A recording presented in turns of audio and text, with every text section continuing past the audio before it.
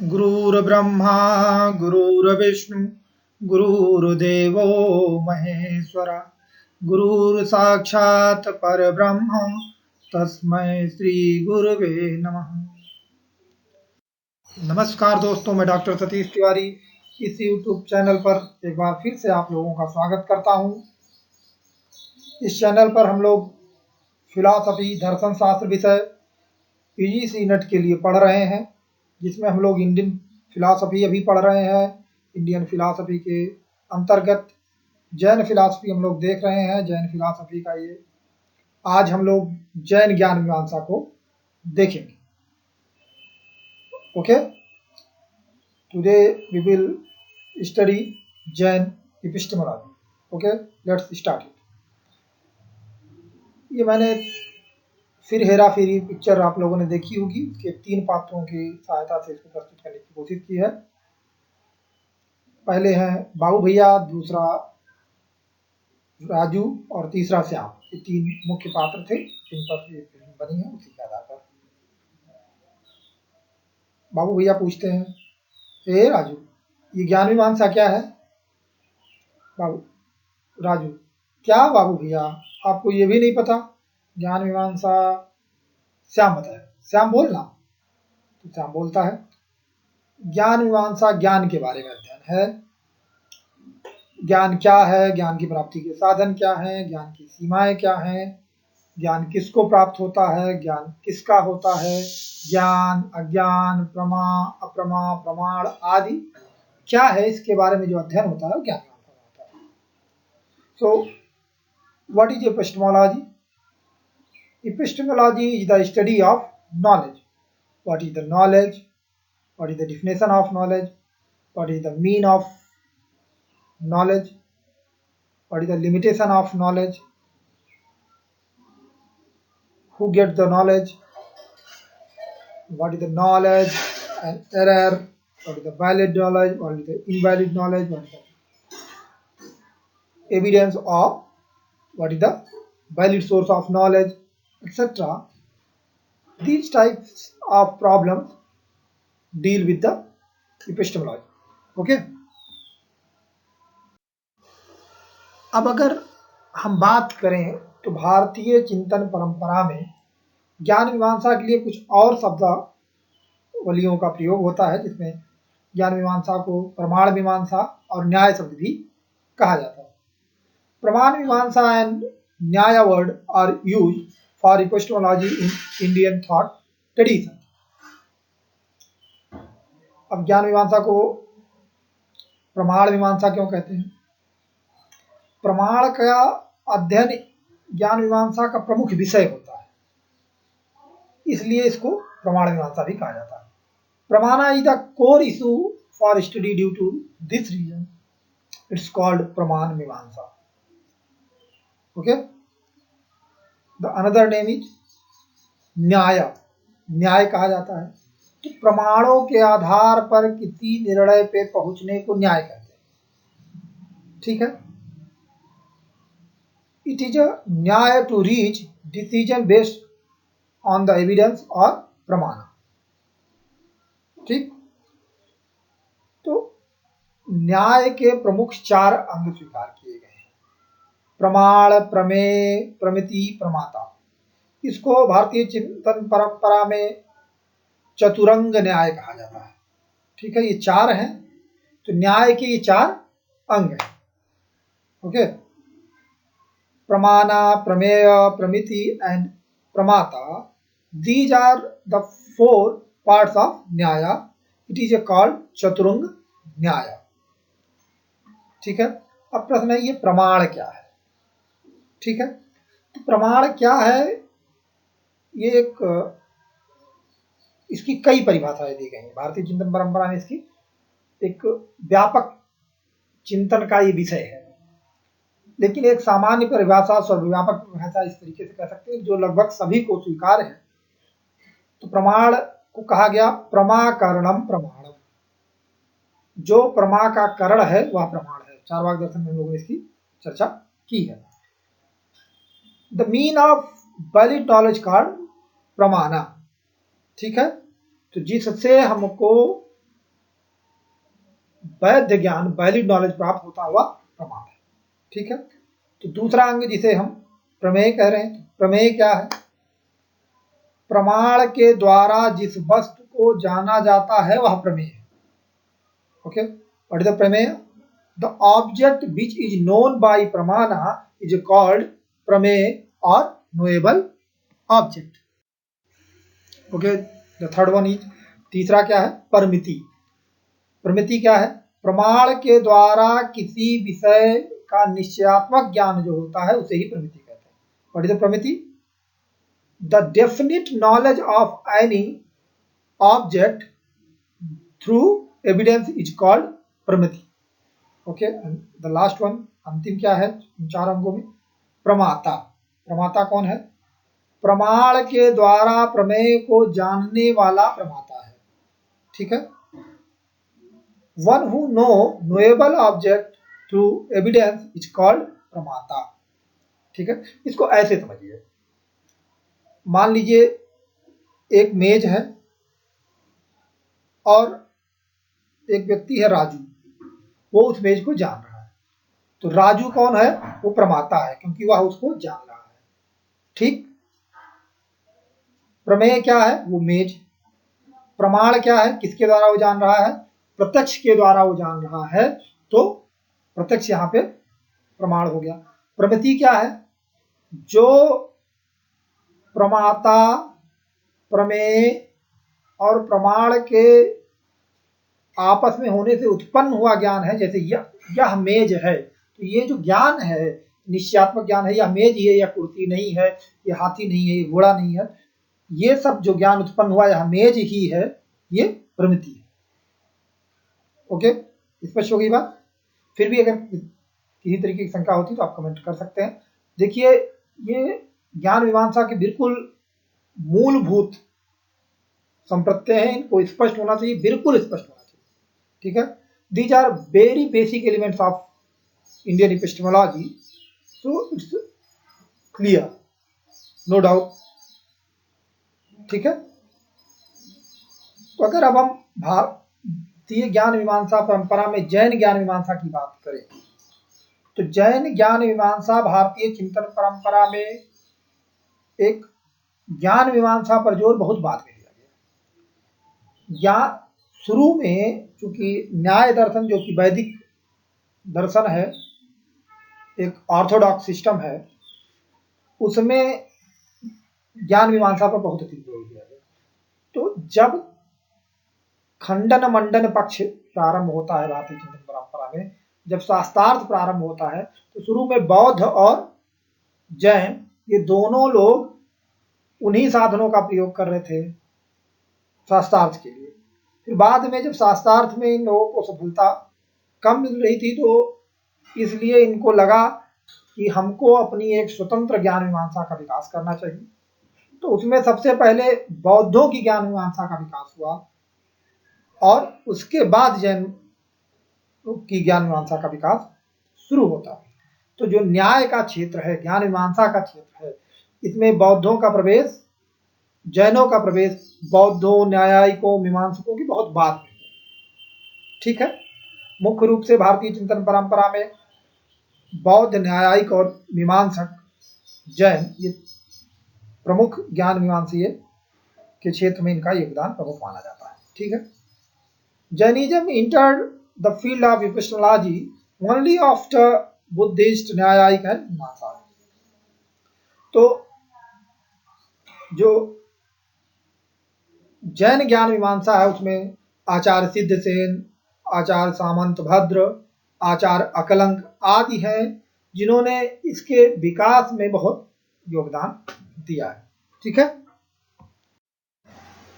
अब अगर हम बात करें कि जैन फिलॉसफी की, जैन एपिस्टेमोलॉजी की, तो उसमें उनके यहाँ ज्ञान का 2 भाग किया जाता है, एक परोक्ष, दूसरा अपरोक्ष। परोक्ष ज्ञान को भी पुनः 2 भागों में विभाजित किया जाता है, मति ज्ञान और श्रुति ज्ञान। अपरोक्ष ज्ञान को अवधि ज्ञान, मन पर्याय और केवल ज्ञान में डिवाइड किया जाता है। Knowledge accepted by Jain epistemology through two means. One is a direct and another one indirect. In the indirect, there is a Mati Jnana and Shruti Jnana. In the category of direct knowledge, there is a Avadhi Jnana, Manapraya and Kevali Jnana. Okay?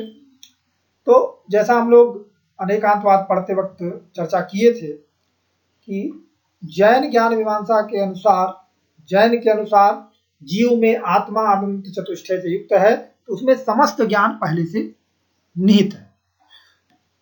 ठीक है, तो ज्ञान उसमें छुप जाता है, लेकिन फिर भी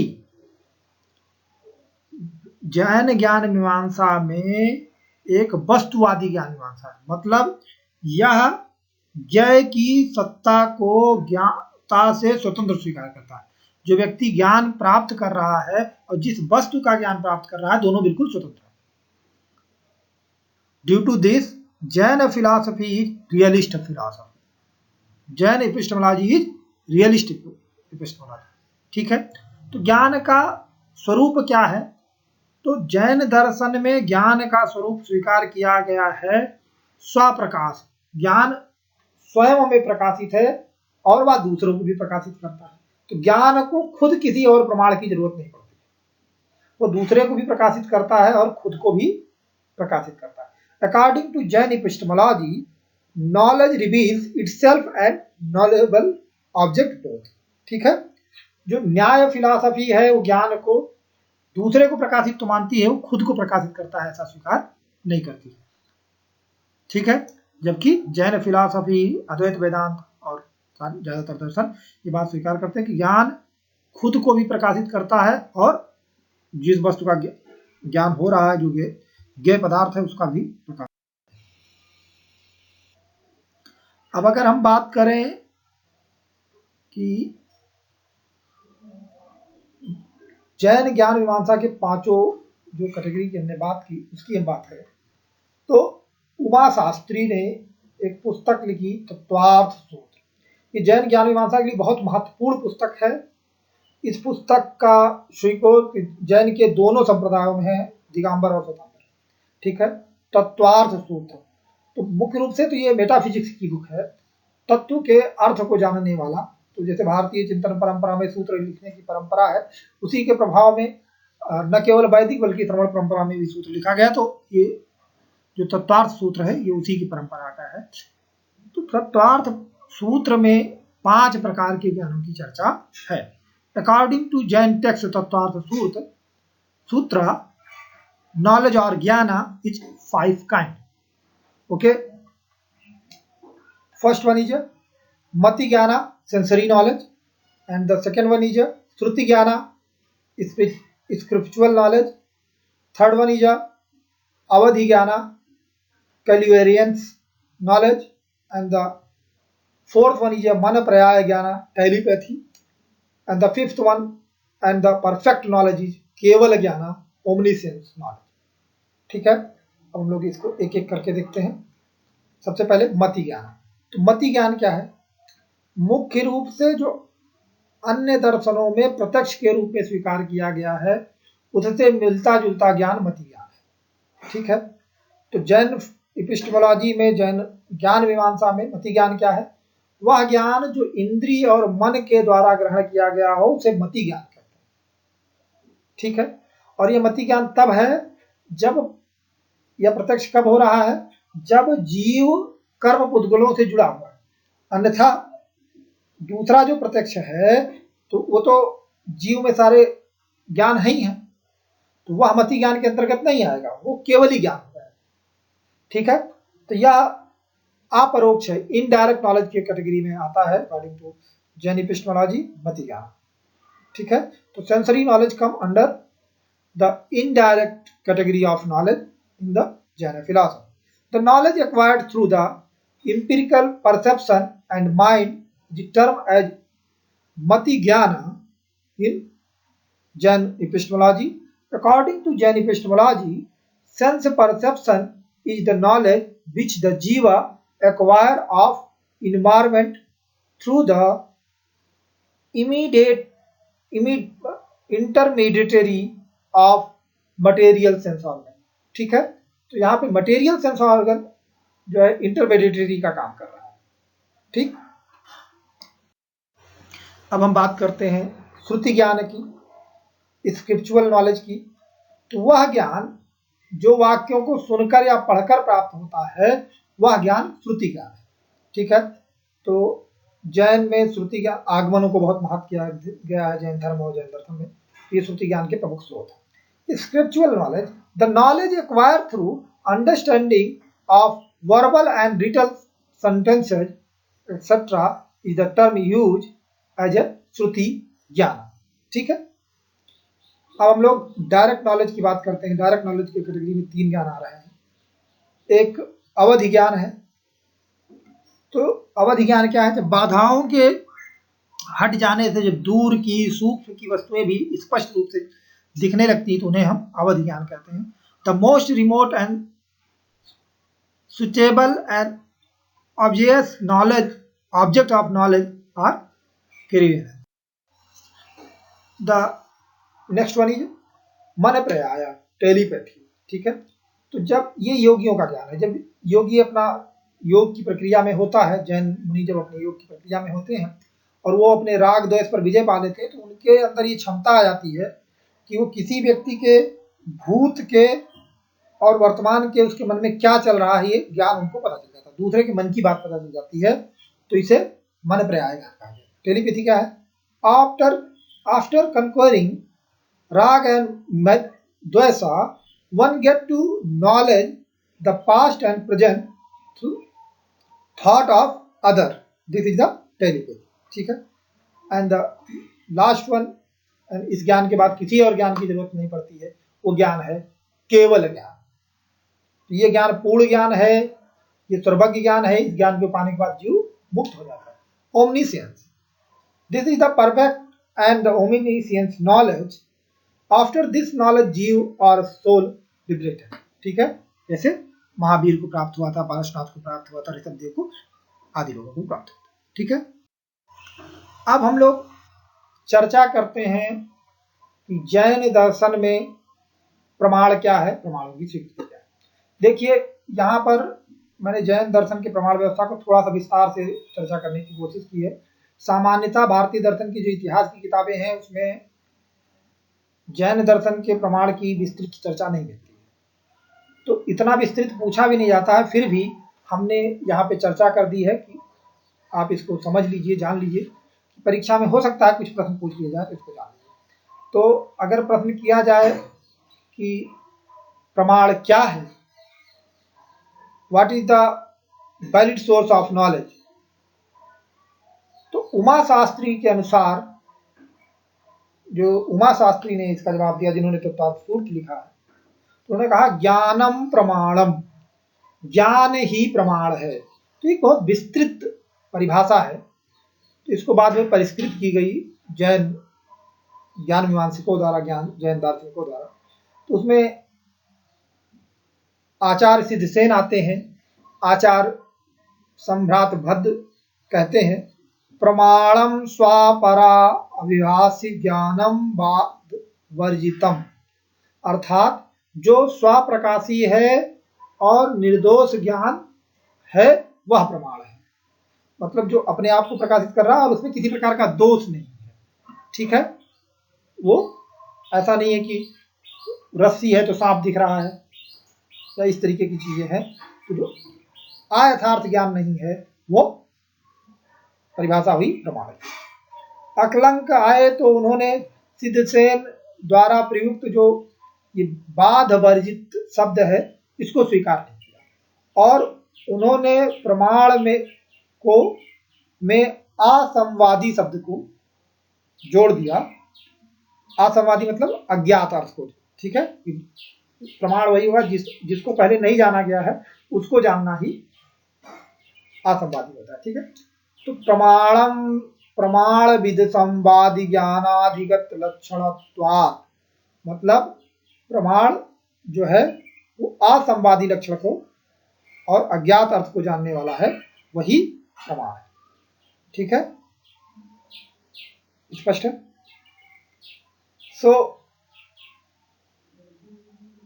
जो अकलंक ने ये परिभाषा दी, this definition given by Akalanka, ये जो मीमांसा दर्शन है कुमारी और धर्म कीर्ति बौद्ध जो ज्ञान मीमांसा है, उनका इन्फ्लुएंस इस पर स्पष्ट रूप से दिखता है, अकलंक पर उसका प्रभाव दिखता है, क्योंकि मीमांसा दर्शन और बौद्ध दर्शन में असंवादी को जो है अनिवार्य लक्षण स्वीकार किया गया है ज्ञान के लिए, तो उन्हीं के प्रभाव में आके ऐसा लगता है कि अकलंक ने इसको स्वीकार कर लिया।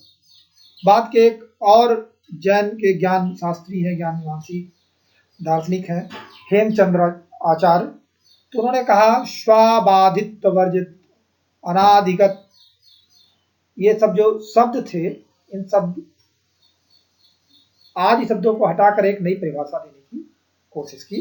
उन्होंने सम्यग्यार्थ निर्णयम प्रमाणम, जो सम्यक अर्थ का निर्णय है वही प्रमाण है, ऐसी परिभाषा उन्होंने दी। तो यहाँ पे कई तरह प्रकार की परिभाषाएं हमने रखती हैं, चर्चा कर दी है, और इसको आप देख लीजिए, इन परिभाषाओं को रट लीजिए, ज़्यादा कुछ समझने को नहीं है। जैसे कि किसने जो है असंवादी शब्द जोड़ा, किसने सम्यक निर्णय के रूप में इसको प्रस्तुत किया, ठीक है। इसके अलावा प्रमाण के अलावा, ज्ञान के अलावा एक मिथ्या ज्ञान होता है, जिसको जैन एपिस्टेमोलॉजी में इन प्रमाणाभास कहा गया है, कि जो प्रमाण नहीं है लेकिन प्रमाण जैसा भाषित होता है, वो है नहीं लेकिन उसके जैसा भाषित हो रहा है।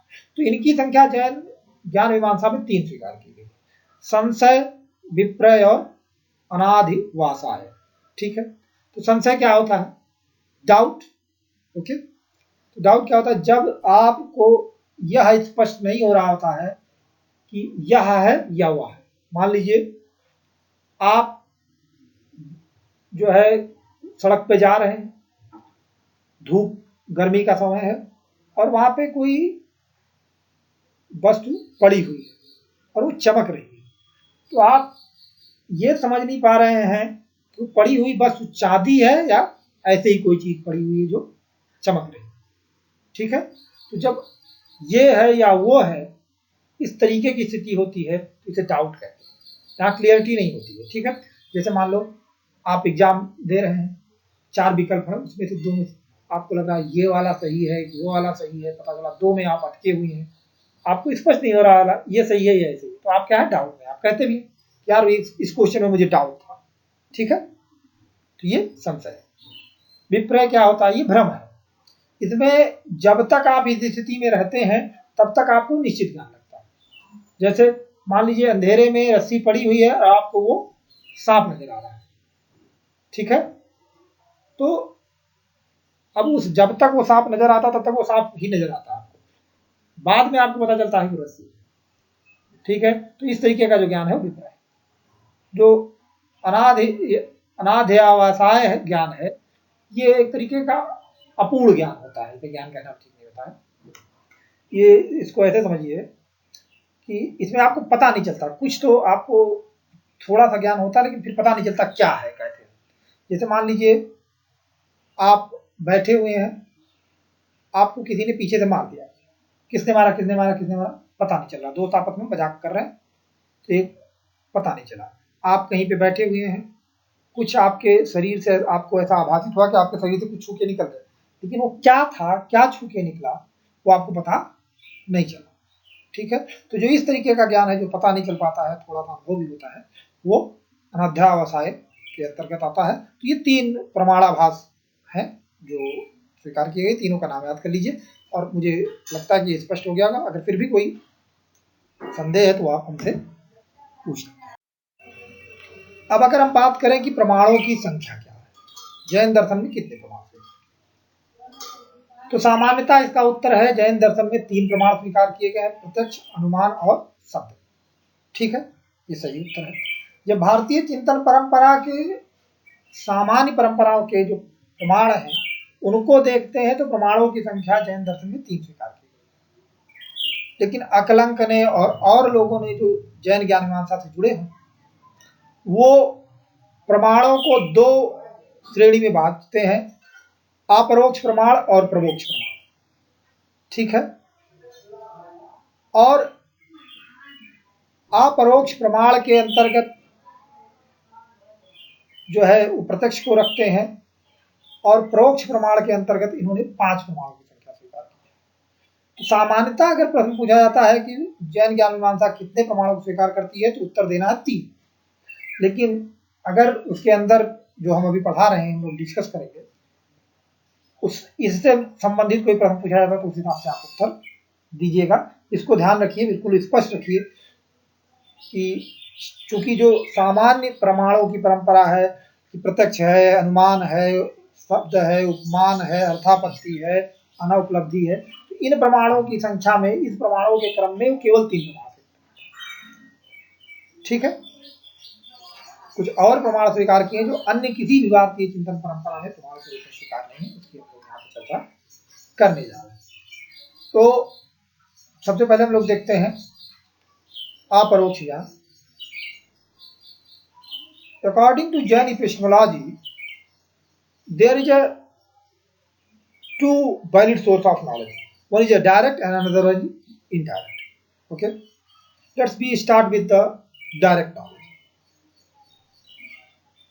जैन दर्शन के अनुसार आत्मा से होने वाला ज्ञान जो है वो प्रत्यक्ष प्रमाण है। जो आत्मा से होने वाला ज्ञान है वह प्रत्यक्ष प्रमाण है, जबकि हमको पता है कि अन्य भारतीय दर्शनों में प्रत्यक्ष प्रमाण को इंद्रिय ग्राह्य ज्ञान के रूप में स्वीकार किया जाता है। In the Jain philosophy, perception और direct knowledge from the soul और जीवा, but in the other philosophical tradition in Indian philosophy, they accepted perception as a sensory knowledge or sense object related knowledge. ठीक है, तो अन्य भारतीय दर्शनों के साथ प्रत्यक्ष प्रमाण की जो परिभाषा जैन दर्शन की है उसमें समरूपता स्थापित हो सके, इसलिए अकलंक ने प्रत्यक्ष की परिभाषा में कुछ समन्वय स्थापित करने के लिए उन्होंने उसकी परिभाषा में कुछ परिवर्तन किया। उन्होंने कहा विशदम प्रत्यक्षम, जो स्पष्ट ज्ञान है वह प्रत्यक्ष है। ठीक है, to making coordination with the other Indian philosophical thought, Akalank change in the definition of perception. Okay, he gives the definition of perception.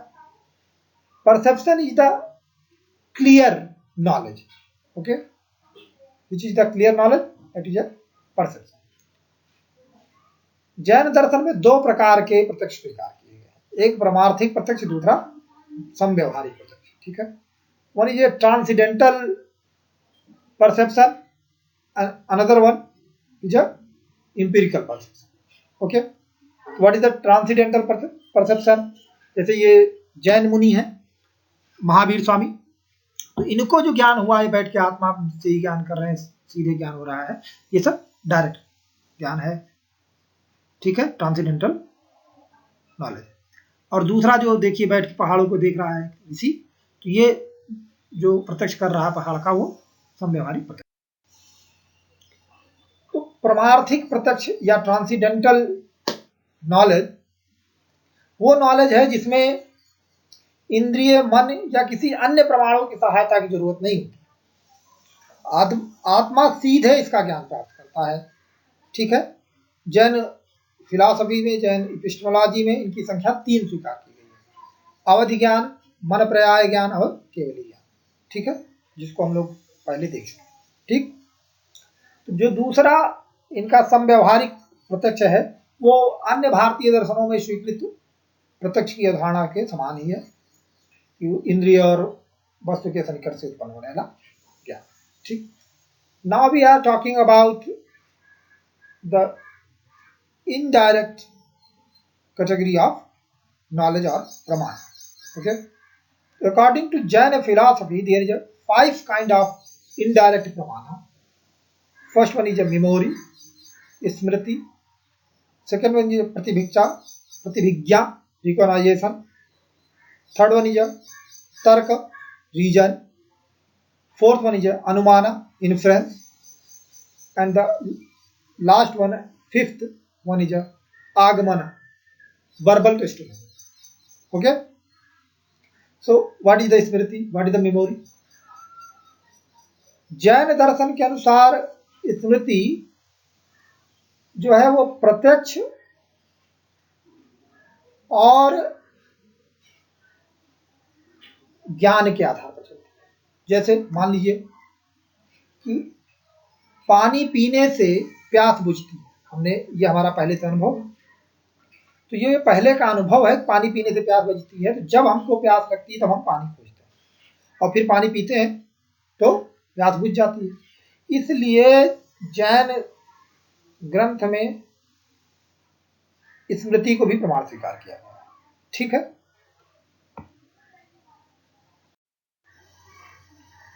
लेकिन अन्य जैन दर्शन को छोड़ के अन्य भारतीय दर्शनों में, चाहे वो मीमांसा हो, बौद्ध हो या न्याय हो, कोई भी स्मृति को प्रमाण के रूप में स्वीकार नहीं करता। तो भाई क्यों स्मृति को प्रमाण रूप में स्वीकार नहीं किया जाता है? क्योंकि इन लोगों का कहना है कि स्मृति में अपूर्व अर्थ नहीं होता है। स्मृति में तो पहले जो ज्ञान हो चुका है उसी वही याद आता है, तो उसका नवीन विषय का ज्ञान नहीं होता है, इसलिए इसको प्रमाण नहीं स्वीकार किया जाता है।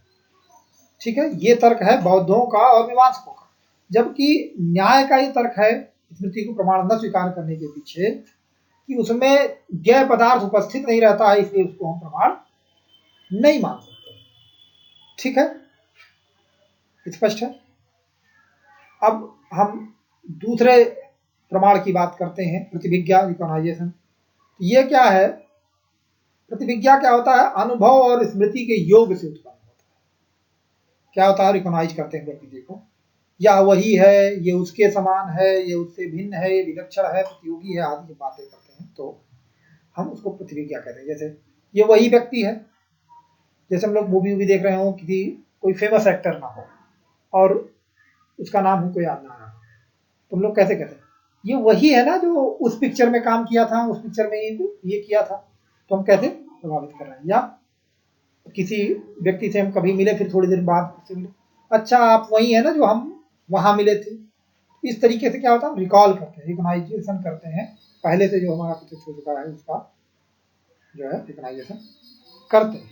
ठीक है, तो जैन जो एक उदाहरण देते हैं इसको स्पष्ट करने के लिए, वो कहते हैं कि हंस जो है, हंस का नाम सुना होगा आपने, तो हंस को कहा जाता है नीर क्षीर विवेक, मतलब वह दूध और पानी में अंतर कर देता है। तो होता क्या है? नीर क्षीर विवेक है क्या? बात यह है कि अगर हंस दूध में चोंच मार देगा तो दूध फट जाता है। ठीक है, तो दूध के फट जाने से क्या होता है कि जो उसमें पानी का हिस्सा है वो अलग हो जाता है और दूध का हिस्सा अलग हो जाता है, पता चल जाएगा कितना पानी कितना क्या। ठीक है, तो जैसे मान लीजिए कोई व्यक्ति है, वो नहीं जानता है, ठीक है, कि ये पक्षी हंस है, लेकिन उसने देखा कि इस पंछी ने दूध में चोंच मारी और दूध फट गया, तो जान गया हो ये वही पक्षी है जिसके बारे में हमने सुन रखा था। ठीक है, उनको याद आ गया। ठीक है, तो प्रतिभिज्ञा को भी जैन दर्शन को छोड़ के भारतीय दर्शन में कोई भी प्रमाण के रूप में स्वीकार नहीं करता। लेकिन प्रमाण को स्वीकार करने के लिए क्या मापदंड है? What is the parameter to accept any knowledge as a valid source of knowledge? ठीक है, तो क्या है पैरामीटर? 3 पैरामीटर। एक चीज तो ये कि उसका अपना एक विषय होना चाहिए जिस विषय का ज्ञान केवल उस प्रमाण से होता है। ठीक है, दूसरा उसका अपना स्वरूप होना चाहिए, और तीसरा वो यथार्थ ज्ञान देता है, उससे उत्पन्न होने वाला ज्ञान जो हो वैलिड होना चाहिए, रियल नॉलेज। ठीक है, तो according to Jain philosophy recognisation प्रतिभिज्ञा के पास ये तीनों चीजें हैं, उस वजह से ये प्रमाण है। अब हम बात करते हैं तीसरे प्रमाण की, वो है तर्क। तर्क को भी जैन दर्शन को छोड़कर किसी भी दर्शन में प्रमाण के रूप में स्वीकार नहीं किया गया। तर्क क्या है? अन्वय व्यतिरेक के निर्णय करने को तर्क कहते हैं। ठीक है, अफर्मेटिव एंड निगेटिव सेंस से जब हम कोई चीज डिसीजन लेते हैं, इट्स कॉल्ड रीजन।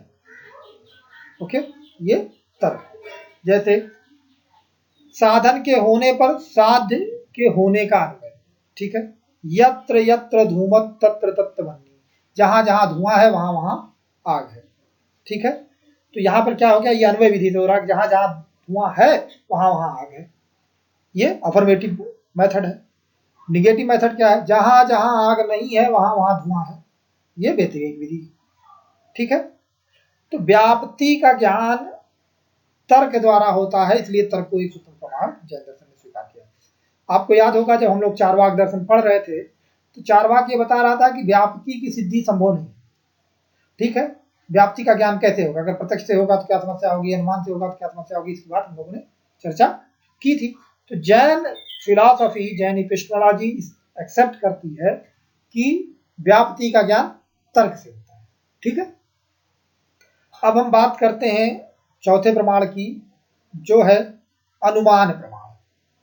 ठीक है, ये वो प्रमाण है जो चारवाक को छोड़ के लगभग सभी भारतीय चिंतन परंपरा, दर्शन चिंतन परंपरा ने एक्सेप्ट किया। Inference, the fourth one is inference. Inference is accepted as a valid source of knowledge except Charvaka to all Indian philosophical tradition। ठीक है, तो भिक्षु न्याय कर्णिका के अनुसार, ये जो बौद्ध जैन ज्ञान मीमांसक है, जैन दार्शनिक, उन्होंने परिभाषा दी अनुमान की कि साधनात् साध्य ज्ञानम अनुमानम, कि साधन से साध्य के ज्ञान करना अनुमान है। ठीक है, through the mean you can achieve end, this is the inference. ठीक है, when you got knowledge about anything through the mean, it's called inference. ठीक है, unknown to known to unknown. ठीक है, तो जो प्रत्यक्ष का विषय होता है उसे साधन कहते हैं, और जो प्रत्यक्ष का विषय नहीं होता है उसे हम साध्य कहते हैं। जैसे धुआं और आग का उदाहरण लेते हैं, तो धुआं हमको दिख रहा होता है पर्वत पे, जो पर्वत पे हुए की सिद्धि की बात, आग की सिद्धि की बात करते हैं। तो धुआं क्या हो गया? साधन हो गया, और आग क्या हो गई? साध्य। जैन दर्शन में अनुमान के दो भेद किए गए, स्वार्थानुमान और परार्थानुमान। ठीक है, तो वो अनुमान जब अपने अज्ञान के निवृत्ति करने के लिए किया जाता है तो उसे स्वार्थानुमान कहते हैं, और जब दूसरे के अज्ञान को निवृत्त करने के लिए किया जाता है तो उसे परार्थानुमान कहते हैं। जैसे फिर आगे बाबू भैया, रे बाबा पर्वत पे धुआं है, तो राजू बोल रहा है हाँ बाबू भैया, क्योंकि वहां पे आग है। ठीक है, तो जो ज्ञान राजू को हुआ धुआं देख के, वो स्वार्थानुमान हुआ, और जो ज्ञान बाबू भैया को हुआ जब कि पर्वत पे आग है, क्योंकि राजू ने बताया, तो वो परार्थानुमान। ठीक है, तो स्वार्थानुमान करने वाला स्वयं के संशय को दूर करता है, जबकि परार्थानुमान करने वाला दूसरे के संशय को दूर करता है, और इस दूसरे के संशय को दूर करने के लिए उसे कुछ वाक्यों का प्रयोग करना पड़ता है। तो इन वाक्यों को पंचा अवयव वाक्य कहते हैं। ठीक है, ये वाक्य कौन कौन से हैं? पहला प्रतिज्ञा, दूसरा हेतु, तीसरा उदाहरण, तीसरा चौथा उपनय, और पांचवा निगमन। ठीक है, तो क्या होती है प्रक्रिया कि राजू बाबू भैया को बताएगा कि पर्वत पर आग है क्योंकि वहां पर धुआं है, फिर वो उदाहरण देगा, कहेगा धुआं होने से क्या होता है, तो कहेगा बाबू भैया जहां जहां पर धुआं है वहां वहां पे आग है। जैसे आपने रसोई घर में देखा ना, किचन में जब खाना बनाते हैं तो वहां धुआं होता है, वहां आग होती है। तो देखिए उपनय क्या है, वो देखिए पर्वत पे धुआं है तो पर्वत पे आग है। तो बाबू बोलेगा बाबू भैया हाँ, बात सही कहा राजू। ठीक है, अब हम बात करते हैं पांचवें प्रमाण की, जो इनडायरेक्ट कैटेगरी में आता है, तो वर्बल टेस्टिमोनी या आगमन प्रमाण या शब्द प्रमाण। आगमन प्रमाण शब्द प्रमाण एक ही पर्यायवाची के रूप में भारतीय चिंतन परंपरा में यूज हुए हैं। कोई आगमन प्रमाण कहता है, कोई शब्द प्रमाण कहता है। ठीक है, तो जैन दर्शन में इसे आगम प्रमाण के रूप में प्रयोग किया है शब्द आगम प्रमाण। स्पष्ट है? तो आगम प्रमाण क्या है? तो जो स्वतः प्रमाण हो, पौरुषेय हो या आप्त द्वारा कहा गया वचन हो, उसे आगम प्रमाण कहा गया है। वर्बल टेस्टिमनी क्या है? It's a reliable person statement है, ये अपने आप में प्रमाणित होता है, इट्स सेल्फ एविडेंट होता है। ठीक है, इसका भी दो विभाग किया जाता है, लौकिक आगम और लोकोत्तर आगम। ठीक है, तो verbal testimony about this word and verbal testimony about after here or other word। ठीक है, तो जो लौकिक आगम है वो किस विषय में बात कर रहे होते हैं? वो इस संसार के विषय में, जैसे कि अमेरिका में ऐसा होता है, वहां पे ट्रक फार्मिंग होती है, पाकिस्तान में ऐसा होता है, चीन में वैसा होता है, तो कोई जाके देख सकता है। या फिर हम कह रहे हैं कि उस घर में जाओ, देखो बिल्ली है, तो जाके आप देख सकते हैं। तो ये सब जब इस तरीके की जो बातें हैं, तो इस तरीके से जो आपको ज्ञान हो रहा है, ये लौकिक विषय में, लौकिक आगम। ठीक है, तो टेस्टिमनी अबाउट दिस वर्ड है। लोकोत्तर जब हम आत्मा के विषय में बात करते हैं, कर्म के विषय में बात करते हैं, पुनर्जन्म के विषय में बात करते हैं, तो इन सब विषयों में, ईश्वर के विषय में बात करते हैं, तो जब ये सब विषय के बारे में हम बात करते हैं, तो ये testimony about, verbal testimony about other word और हियर आफ्टर है। तो ये चीजें। अच्छा, एक और महत्वपूर्ण बात है कि जैन दर्शन में जो किताब है, ग्रंथ है, ये केवल आगम के, वर्बल टेस्टिमनी के मीन बताए गए, साधन है, वो अपने आप में प्रमाण नहीं है। जो किताब में लिखा गया है वो व्यक्ति प्रमाणित है। तो ये नहीं कि मान लीजिए कि हमने कुछ लिख दिया तो प्रमाणित हो जाएगा, वह व्यक्ति प्रमाणिक है, वह व्यक्ति प्रमाणित होना चाहिए जिसका वह वाक्य है, चाहे वह लिखित हो या शब्द रूप में हो, तो जिसका वो वाक्य है वह व्यक्ति प्रमाणिक है। तो जो आगम है वो व्यक्ति है, वो पुरुष है, ना कि कोई ग्रंथ। ठीक है, तो मान लीजिए उस ग्रंथ में कोई संशोधन कर दिया, किसी और ने कुछ लिख दिया, तो वो प्रमाणिक बात नहीं। छेपक, इसीलिए भारतीय चिंतन परंपरा में छेपक की बात होती है, तो छेपक प्रमाणित नहीं होते। जो वास्तविक है, आप पुरुष द्वारा कहे गए वचन है, वही प्रमाणित है। ठीक है, तो दोस्तों इस तरीके से आज हमने जैन ज्ञान मीमांसा को देखा, जैन एपिस्टेमोलॉजी। जैन दर्शन में हमें एक वीडियो और बनाएंगे जिसमें नए सिद्धांत और चार्वाक लेके आएंगे। ठीक है, one more video for Jain philosophy. In that video we will discuss about Naya theory and Syadwal. Okay, so friend, for today only this। अब हम लोग आप लोगों से आग्रह करना चाहेंगे कि अगर आपको ये हमारा वीडियो अच्छा लग रहा है तो आप हमारे चैनल को सब्सक्राइब कीजिए, इसको शेयर कीजिए, इससे ज़्यादा से ज़्यादा लोगों को इसका लाभ मिल सके। ठीक है, थैंक यू, धन्यवाद।